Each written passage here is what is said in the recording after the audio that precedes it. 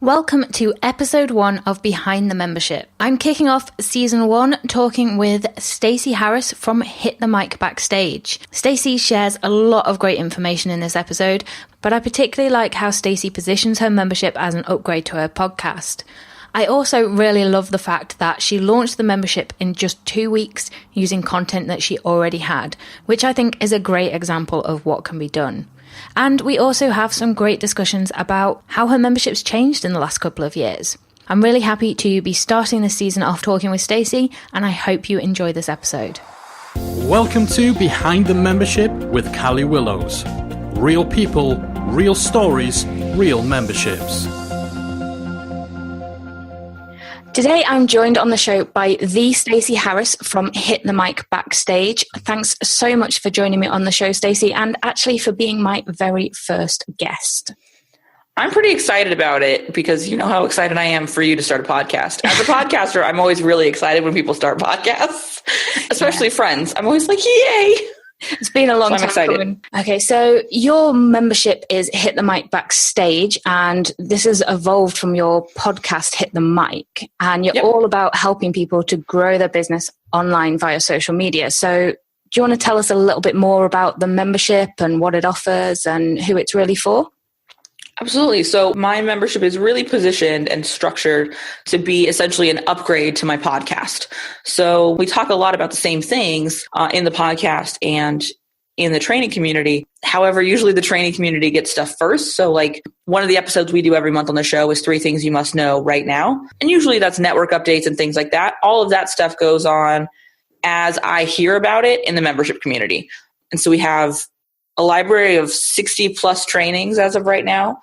And we also have 3 full structured courses in there, which is how I used to deliver trainings and content like this. And then we also have an actual VIP lounge, which is the private community and forum right on the site. And that's where people can actually ask me questions. And so it really is meant to help the DIYer, mostly online entrepreneurs, a lot of which are in the info space. So coaches, consultants, service providers, things like that. Really help get their message to the people who need it, their community, when they're still at that DIY stage, but they need a sounding board. They need somebody to help cut through the clutter of information out there, because especially with social media, Googling is not always necessarily the fastest way to find an answer, because a lot of time, whatever ranks on page 1 is 3 years old and no longer super relevant. So Backstage is there to serve as that place where you could go, ask the question, watch the training, whatever you need to help you get to that next place.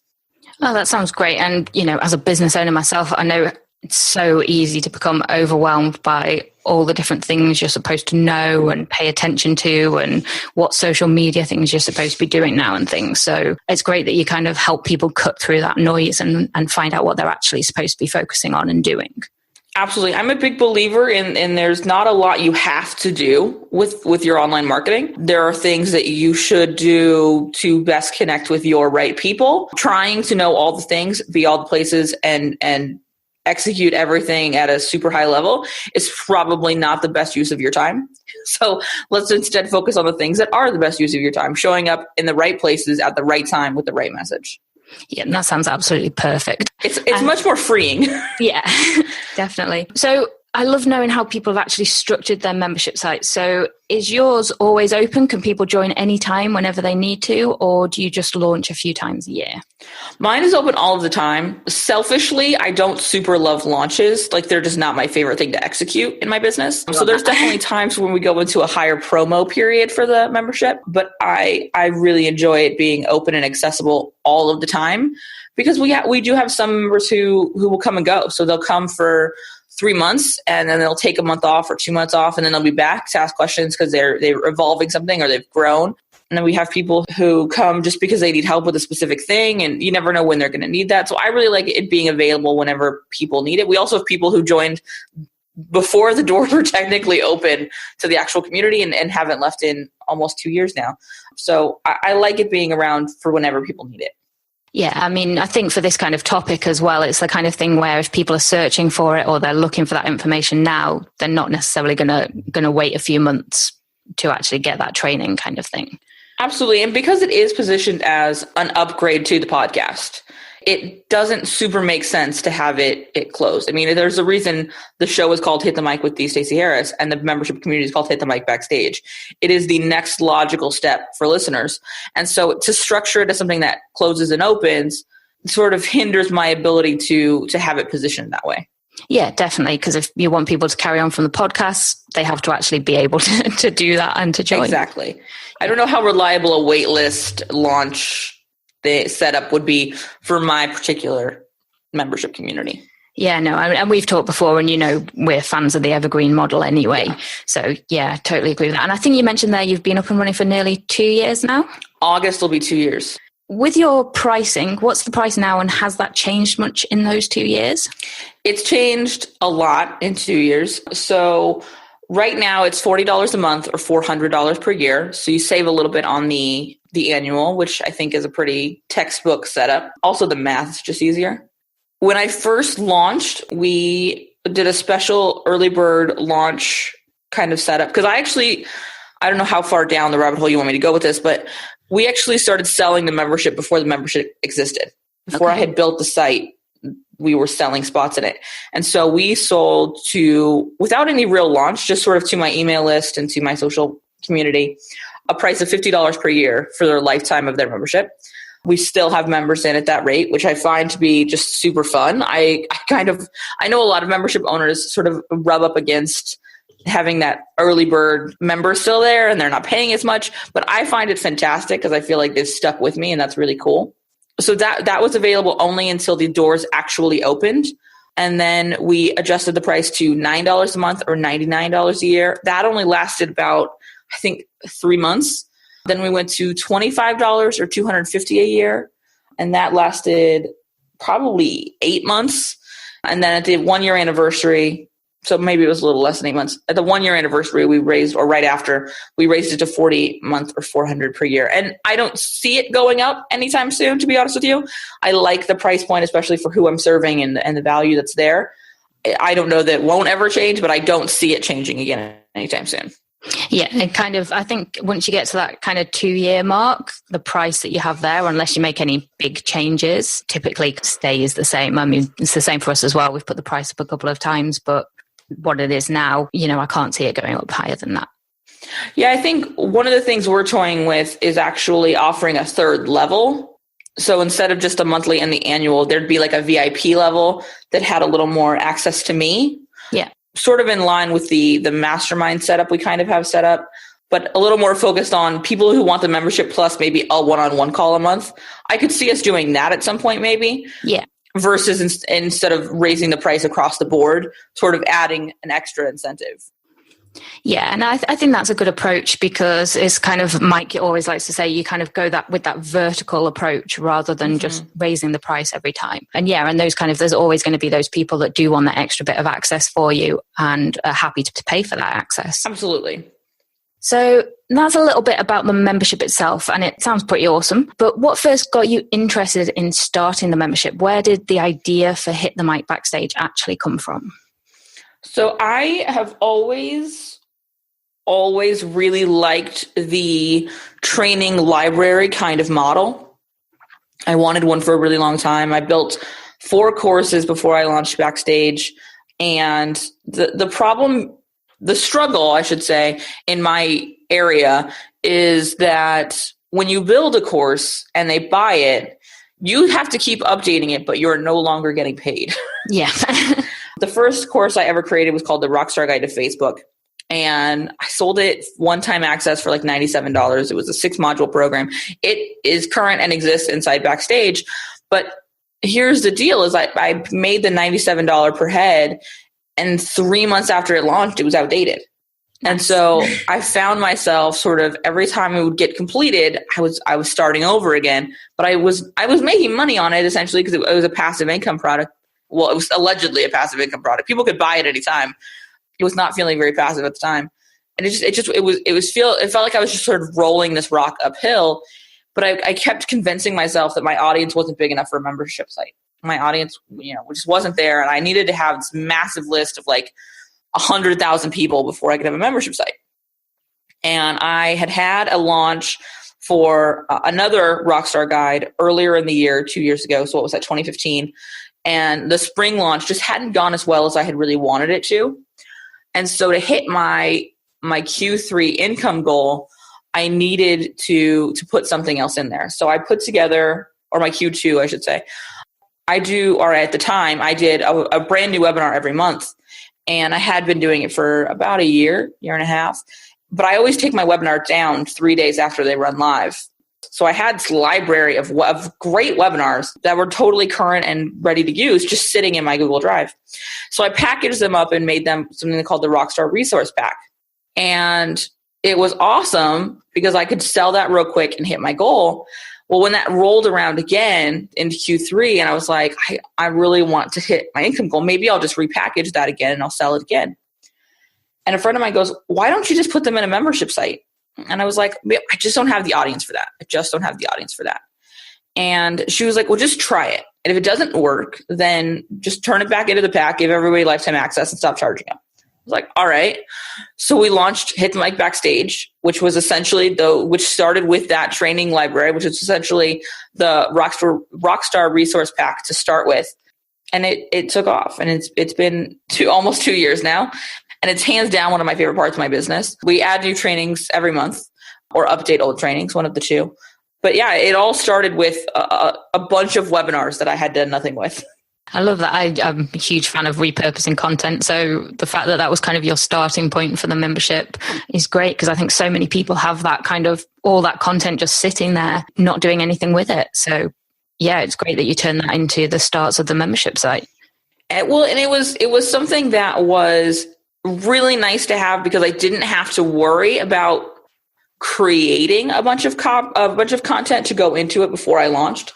I was able to go from, I'm going to do this, to launching in about 2 weeks, because I had a membership site structure already, because my courses sat on one.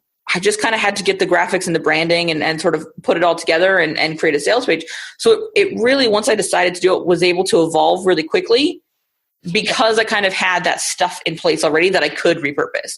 And I think sometimes we get so distracted by all the things we're going to have to do that we don't take the time to look at what we have. I know a lot of people who listen to my show have entire courses sitting on Google Drive or Dropbox that they've built and written and created, and they've just never released. They've never sold. So looking at those things that you have, looking at the webinars you've done, the opt-in training funnels you've created before that maybe you're not using anymore, or you are using, and you can add a little bit more to extend the experience, and then that can become your membership. I think we get distracted on everything that we have to create from scratch, and that becomes an obstacle to doing anything.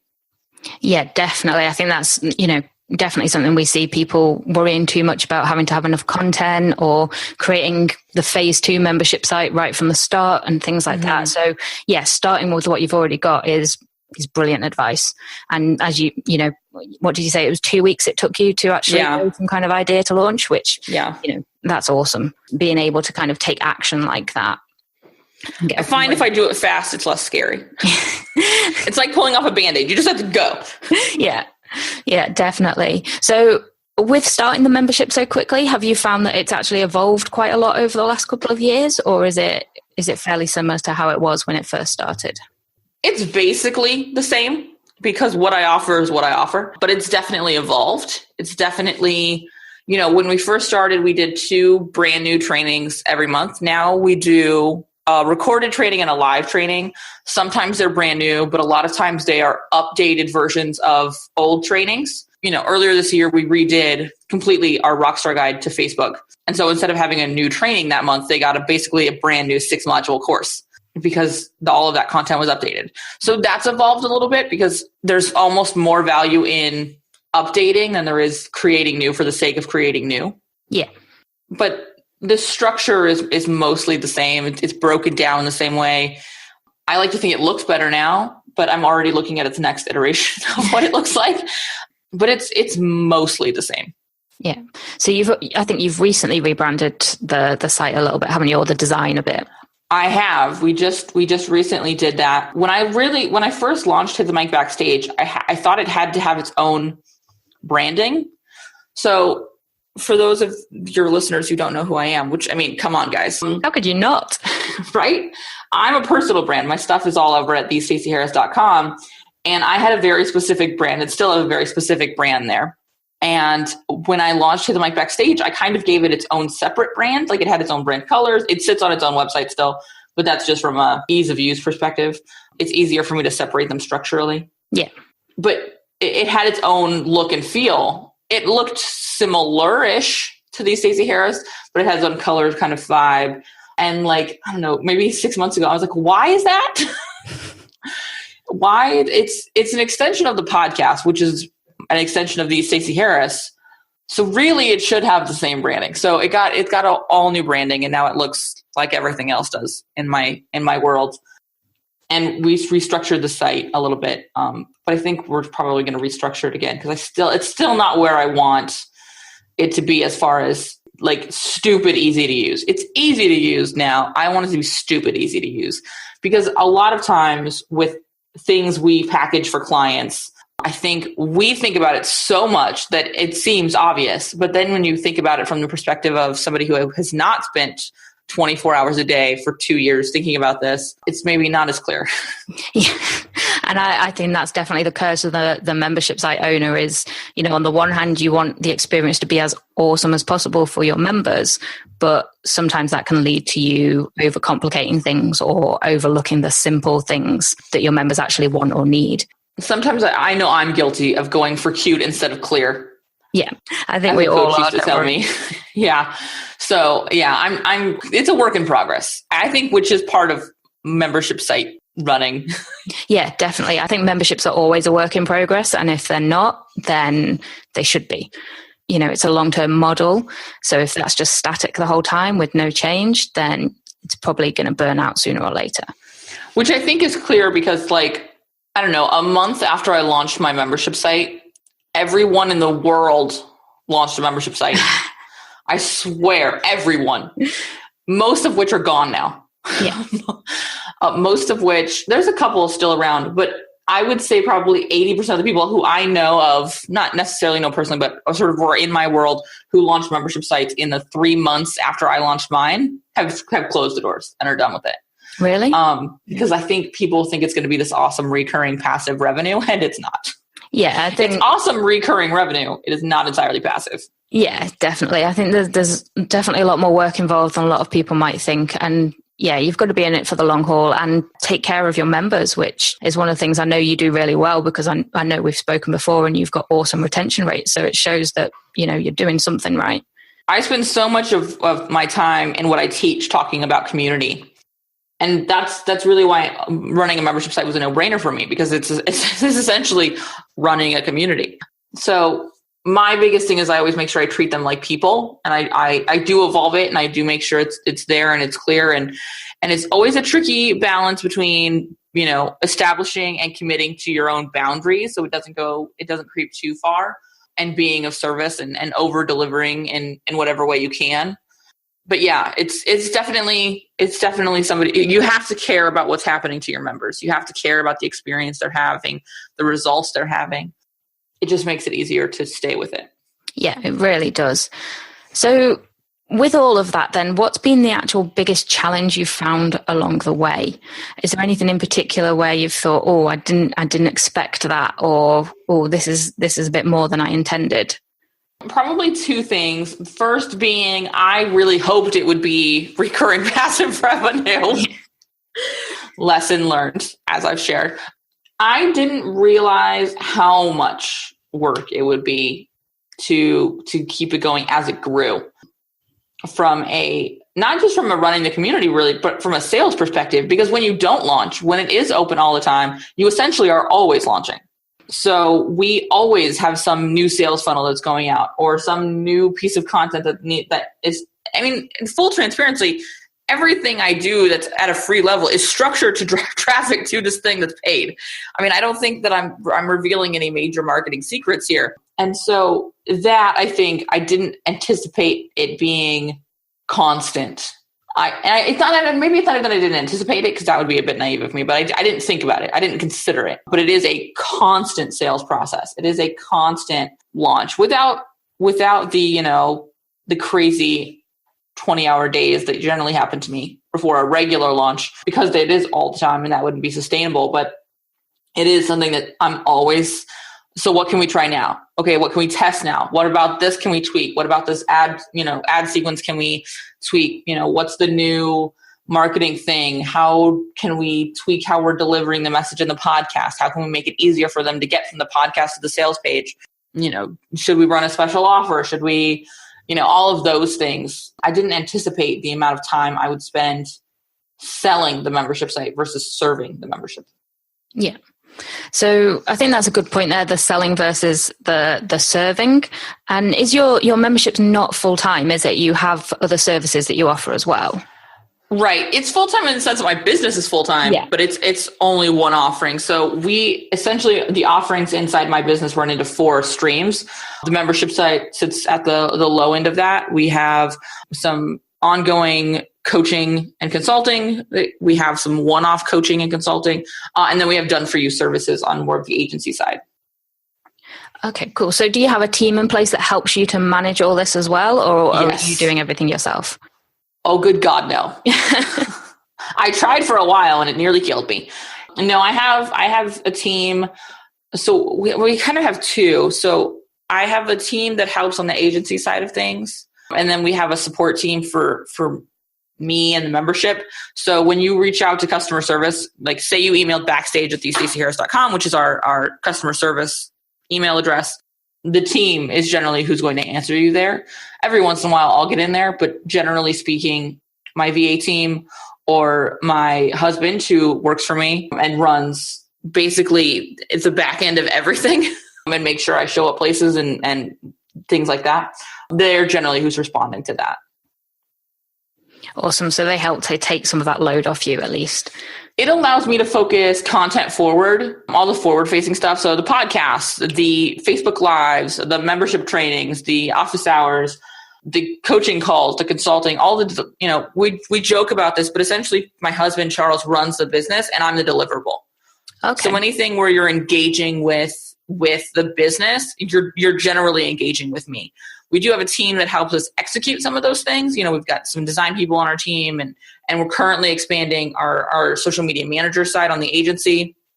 So if anybody's interested, email me at hello@thestaceyharris.com. So we have that, but generally if you're engaging with any of the marketing materials or any of the training stuff or the consulting or the coaching, that's where you're going to get me, is that front end stuff. Yeah, you're the star of the show, essentially. Yeah, it's pretty much my personality. It's who I am. I don't like to do the boring stuff, the behind the scenes, and nobody gets to acknowledge my awesomeness. Yeah, I think stepping into being the star of your membership, your business, is really important once you get to a certain point, because if you are trying to do everything yourself, you're not going to be as available to do the things that only you can do. Right. So what does a typical day actually look like for you now you have the membership then? So the membership takes up at least a little bit of every single day, but I also have time structured out where the membership is the only thing I do all day. So this time of the month, like we're recording this towards the end of the month, I'm pretty membership focused right now because I'm prepping content for the next month's trainings. So I'm pretty membership focused this month, but typical day, just sort of average every day. I'm up, I go through my morning routine stuff. And then once I hit the office, I do this terrible thing where I don't check my email. I write first thing in the morning and then I check my email and then the whole day is gone because I've gotten into my inbox and now my time is somebody else's. Next after the email is always the membership site. I always check the forum, see what's going on in there. And then whatever that day holds. So I block out my time kind of strangely. I'm pretty day focused. So I have membership days where I'm building training, or I have days that are client days that I'm on calls with people. So generally whatever that day is about happens next. Check in the forum again midday. Then whatever, again, going back to whatever the afternoon is about. And then I always end my day checking in on the forum. So I spend a lot of time in the community as far as my average day-to-day engagement with the community. Awesome. And so you mentioned before the community is on site, so you're using a forum for that as well. Yeah, we use an IP board, or we use the IP board plugin, or not, I guess it's not technically a plugin, but it sits alongside our WordPress site. We did the Facebook group thing for a long time. I didn't like it. It's harder to keep up with. It's harder to stay on top of. I still have members that ask if we can have a Facebook group. And I still say no. Because again, it's all about balancing your boundaries and their requests. But personally, I like having it offsite. It allows you to be really focused instead of going into the abyss that is Facebook. Also, with the things that are happening currently with Facebook groups and where it's evolving to, I'm not super comfortable having people pay to be a part of an environment I can't control. Yeah, definitely with you on that one. It's just, when people are investing in essentially me, I'm very protective of their user experience, and I can't control the Facebook user experience. I'm currently dealing with a bug on my site, which is probably the other technical or the other challenge that I've run into is the technical side of things from time to time are buggy, and that's driving me crazy. But at least I can hire somebody. We have a guy on our team who goes in and fixes those things. I can't do that with Facebook. If something goes buggy, I have no control over it.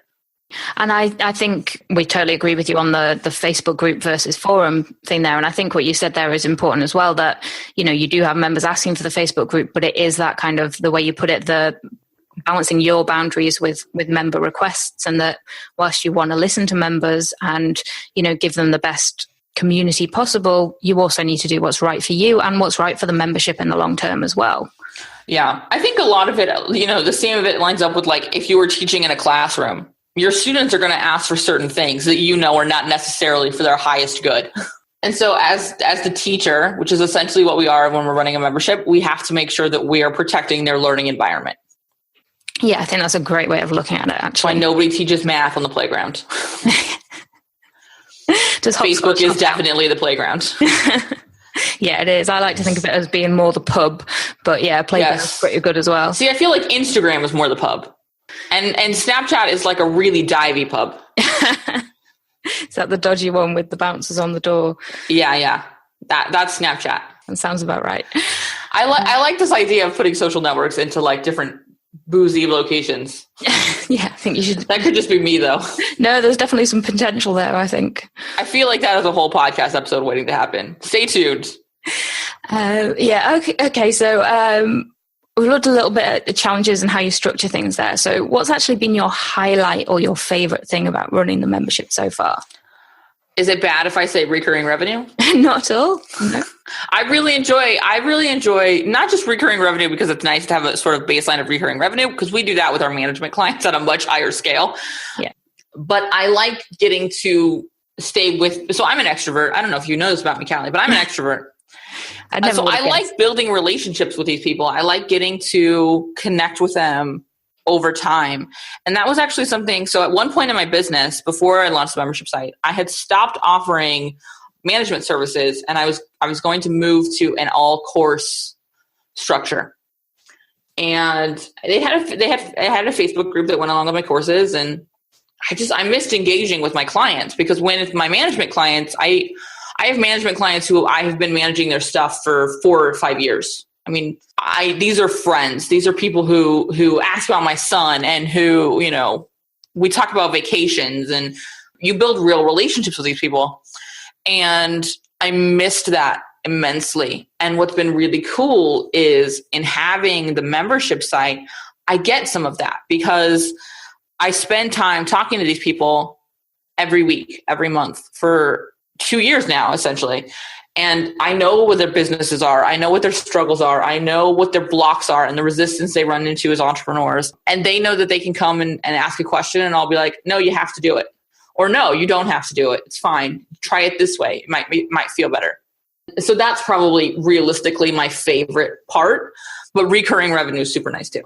Yeah, and I think the two go hand in hand, because that recurring revenue shows you that your members are happy with what you're doing and what you're providing. Yeah. So, having that when members keep paying you month after month, there's also that kind of reassurance there that, yeah, you are doing the right thing for them. You are helping them. You are supporting them as well. So I think the two things go hand in hand, the helping members as much as possible and having that relationship with them, and, the niceness of having that money coming into your account every month as well.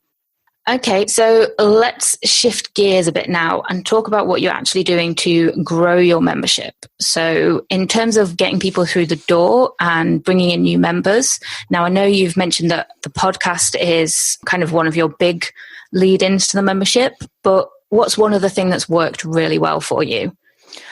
So the only thing that sits alongside the membership is we do a weekly Facebook Live. That helps a lot. It drives a surprisingly high amount of people because they get a feel for what it's like to do. Once a month we do something called Ask Me Anything in the backstage area. So it's essentially a live video call for people to ask me questions. And so with the Facebook Live, they kind of get a feel for what that's like. It's an even more tangible, what it's like to learn from Stacey kind of experience. And then really alongside that, the only other thing we really do a ton of is having a really solid sales funnel that's kicked off by Facebook ads and drives traffic to either a content or straight to an opt-in, depending on the audience. Those funnels are, again, trainings with me. 2 ways. We do a webinar and a challenge within one opt-in. So they sign up for what's technically a challenge or a 3-day training series, as we call it. And then as a bonus, we give them a webinar with that first email that essentially covers all the same content. It's just in another form. And then they spend the 3 days getting the email sequence to kind of walk them through it. We wrap it up with another reminder. Here's the webinar training, video training. And inside of that, we also offer a 7-day $1 trial.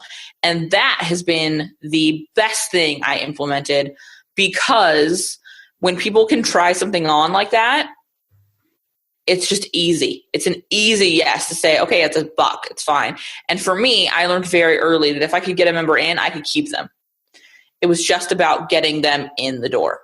Yeah, and I love trials for that as well. That kind of giving members that kind of that no pressure, no hard sell approach to actually see what the goods are first. And I think that's something you get with membership sites that you don't get with other products, the ability to do that. Yeah, and when we pitch them the trial, we also tell them exactly how to cancel it. So there's no hidden way out. I know this is something that Mike talks a lot about on his show. On the sales page that's for the trial, it actually walks you through the cancellation process. Yeah. Because I want it to be a no-brainer yes. Yeah, I would agree with you there. The easier you make it or the clearer you make it that, we're not trying to trick you here. We're not trying to trap you. You can just come in. I've got so much belief in my product that I'm happy for you to try it, use it, see what's happening. And, if that's not for you, then that's fine. You can just cancel before you're paid anything else. I think you make a great point in having a big belief in your product. I think if you currently don't have that kind of belief in your product, that's something you need to evaluate before you're worrying about getting more people in the door. Yeah, definitely. And I love what you said there as well about having the challenge and the webinar together.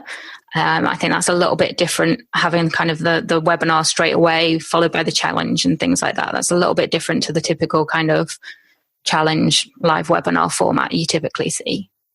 It was something that, I was working with you guys when I started testing it, and it was one of those things that just kind of dawned on me, I wonder what would happen. This is what happens when you're a marketer, is you spend time laying awake going, I wonder what would happen if I did this. And then you test it. And it's actually worked really, really well because you get that instant gratification, which we also love. Because nobody likes signing up for a challenge and like, okay, great, see you tomorrow. You're like, okay, but I have this question now. It will answer all your questions right now. However, it allows you to get all the content, get all the concepts, and then execute alongside of me, which I think really answers the cons of the other one. So, the con of a challenge is it's a little bit harder to get all of the content to them because you're focused on the actions they need to take. And with a webinar, it's really hard to get people to take action on it after they've consumed the content. So this allows me to sort of here's the value, here's the execution. And that way you can give them, I know you guys on your membership site have this area called quick wins. I essentially do the quick win with my opt-ins. Here's your quick win. Now, if you're ready to execute this stuff, here's where we do it. Or if you're ready to get help on the hows of, one of our funnels is Facebook ads. So we learn all about the stuff you need to do to make your Facebook ad campaign successful, the targeting information. You've made a plan. You know your copy. You know your graphics.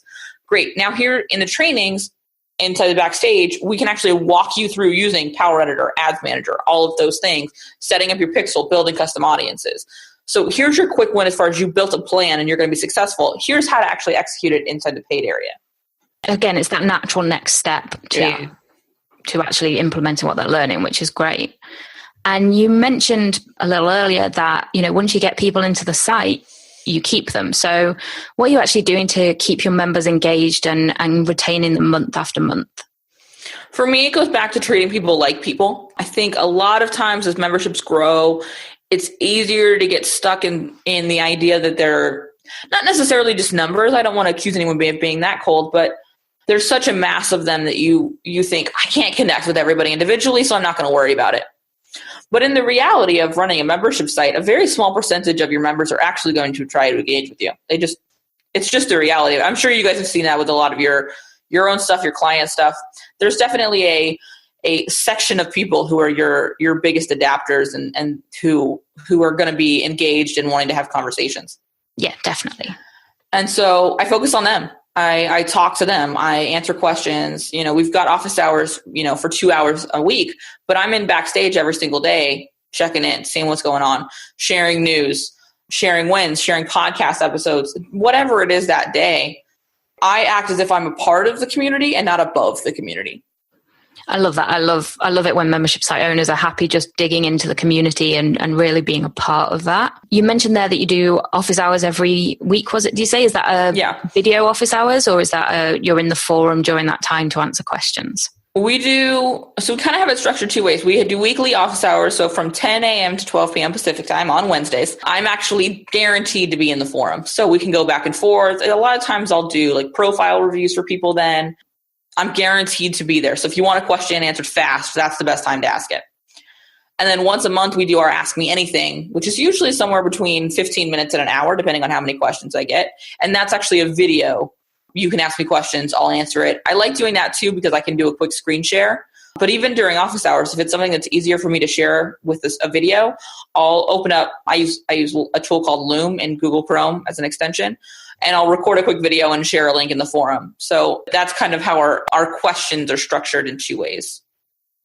Awesome. Yeah, I think that, the fact you give members so much opportunity to actually ask questions and get feedback and things, that's absolutely awesome. It's my favorite part. I like that part. I mean, I like doing the trainings. It's fun to do those. But especially our recorded training, I talk to my camera or I'm doing a screen share, a screencast. I'm recording my screen on my computer. There's not the people part. There's not the engagement part. I have to wait for that, which is, it's the same with podcasting versus Facebook Live. I have to wait for the gratification as far as people responding to it, which I'm not a huge fan of. And as you know, so I really like the forum because, and Ask Me Anything, because I'm able to engage directly right then. It's that instant gratification of people are paying attention. I think about it a lot, with actors or stand-up comedians. It's the difference between doing a live production and filming a TV show or filming a movie. Yeah, that's a really good way of looking at it, actually. And yeah, you're always going to get that deeper connection and relationship when you're doing that kind of thing directly with people. Mm-hmm. So overall, then, what's the impact that having a membership has had on your life, your business? Well, it's funny because a lot like podcasting, it seems to give some section of people this illusion that I am cooler in some way because there's this barrier to entry because people think, oh, well, I could never put that together or I could never deliver content with that kind of consistency, which I think is hilarious because if I can do it, literally anybody can. Like it's really not that complicated of a thing, guys. It's following steps, which Callie and Mike are happy to outlay and in their membership site, which I really wish I would have found before I launched my membership site. Just by the way, guys, if you could just go back in time, and that would have made my life so much easier. But for me, it's changed my reach, my ability to connect. It's changed my income from a business perspective, but from a personal perspective, it's allowed me to connect every single day with my community in a really direct way that I don't necessarily get anywhere else. Awesome. Yeah, I love that. That's a nice impact to have, especially as you said, for somebody who's extroverted and likes that connection and that day-to-day relationship with people, then yeah, that's pretty sweet. I won't go as far as saying I like people, because that's not a general thing that's probably very true about me. I like my people.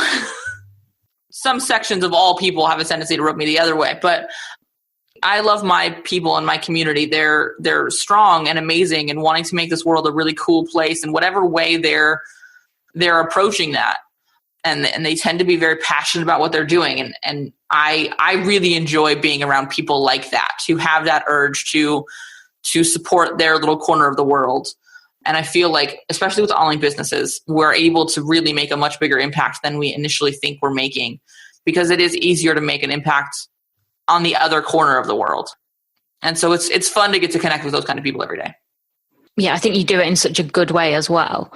And, you know, I do love the fact that this is kind of an extension of your podcast. So people already have that idea of who you are and whether you're a fit for them and things like that as well. So I can imagine, and I kind of wish I was a member of Hit the Mic Backstage now, but I can imagine you have a really strong community there of people that know who you are and are similar minded themselves as well.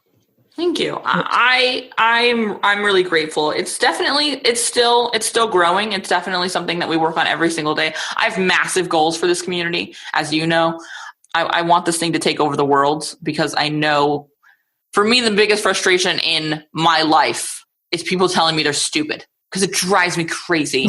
Because just because you don't know something yet does not make you stupid. It just means you have a hole in your knowledge. And guess what? That hole does not necessarily need to be filled up. That's why people like me and people like Callie exist, because you don't need to know every part of everything.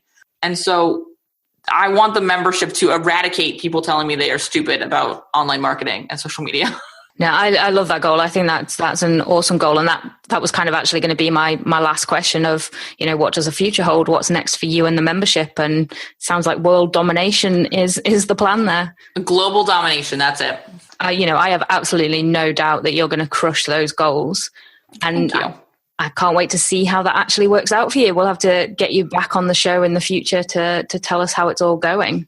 We'll do a follow-up when I have dominated the world, like Pinky and the Brain style. Yeah, definitely. Does anybody remember that show? I love that show. I kind of vaguely remember it, but I don't think I ever really watched it. So I know enough of it to get the jokes. But yes, it was a running joke between my mom and I. What are you doing, Pinky? What are we doing today? Same thing we do every day. Be try to take over the world. Now my son says it too. Bless. Well, I think, as I said, I'm excited to see you do that. Thank you.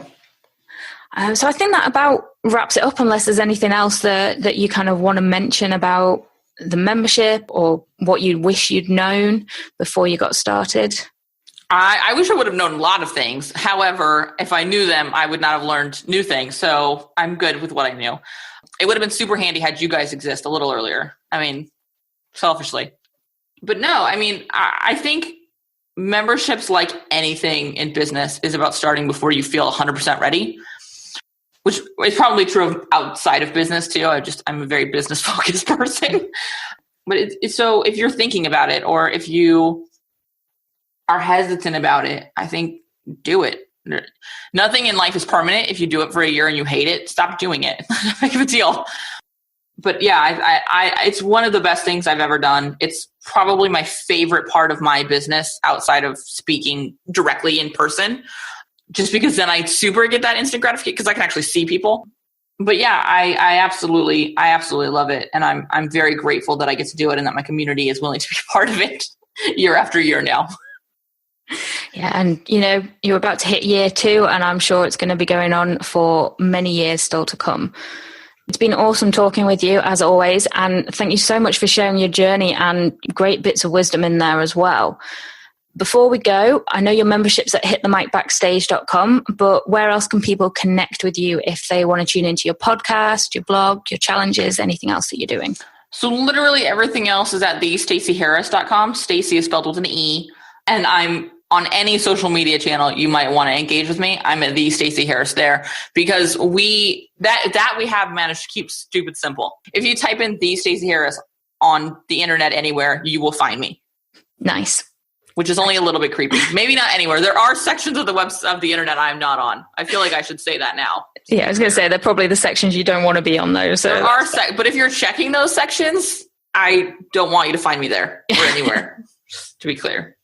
I'm not on the dark web, for example, which I feel is like the go-to TV nonsense right now. But anyways, that's totally off topic. Hitthemicbackstage.com directly to find the membership site. Literally everything else is at thestaceyharris.com. Okay, awesome. And I'll put those links under the episode as well so people can find you nice and easily. Thanks again so much for your time, Stacey. It's been great having you on the show. And yeah, really looking forward to seeing you crush those membership goals. Awesome. Thanks for having me. And congratulations on your new show. Huge thanks to Stacey Harris once again for being my inaugural guest. It was great to chat with Stacey, and I hope you got some useful tips out of this interview. If you'd like to access the show notes and any links mentioned throughout the interview, then please head on over to themembershipguys.com/BTM1. And you can also find Stacey at thestaceyharris.com. If you'd like to discuss anything mentioned in this episode further, then head on over to our free Facebook group at talkmemberships.com and let us know your thoughts. Thanks for listening. If you've enjoyed today's episode of Behind the Membership, we invite you to check out the membersiteacademy.com. The Member Site Academy is the essential resource for anyone at any stage of starting, growing, and running a membership website. So whether you're still figuring out what your idea is going to be, or whether your website is already up and running and you're just looking for ways to grow it and attract new members, then the Member Site Academy can help you to get to the next level. With our extensive course library, monthly training, exclusive member-only discounts, perks and tools, and a supportive, active community to help you along the way with feedback, encouragement and advice, the Member Site Academy is the perfect place to be for anyone looking to start, manage and grow a successful membership website. So check it out at membersiteacademy.com.